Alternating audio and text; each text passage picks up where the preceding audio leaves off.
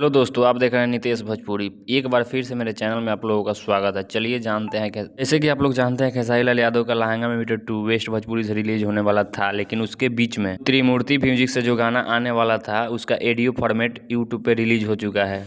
Release क्या हुआ है, वो यूट्यूब पर रजिस्टर होता है तो ऑटोमेटिक ऑडियो फॉर्मेट में रिलीज हो जाता है। वो गाना भी बहुत ज़बरदस्त है, जिसमें फीमेल सिंगर है अनुपमा यादव और खेसारी लाल यादव साथ में गए हैं। गाना बहुत ही ज़बरदस्त है। उस गाने को जल्द से जल्द रिलीज करना पड़ेगा, नहीं तो मार्केट में तो आप जानते ही हैं क्या हो सकता है। जैसे आप लोगों को बता दें कि जो आग लगेबू का गाना आने वाला इस गाने को लिखे हैं प्रणव बिहारी जी, जो कि गाना बहुत बेहतरीन है। इसका भी ऑडियो सॉन्ग रिलीज हो चुका है, आप सुन लिए होंगे। अगर सुन लिए हैं तो कमेंट बॉक्स में बताइए।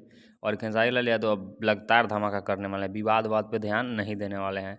कौन क्या कर रहा है ना कर रहा है उससे फ़र्क किसी को पड़ने वाला नहीं है। खेसारी टीम को बोलने दो, बोलने से कोई बड़ा नहीं होता, काम करने से बड़ा होता है।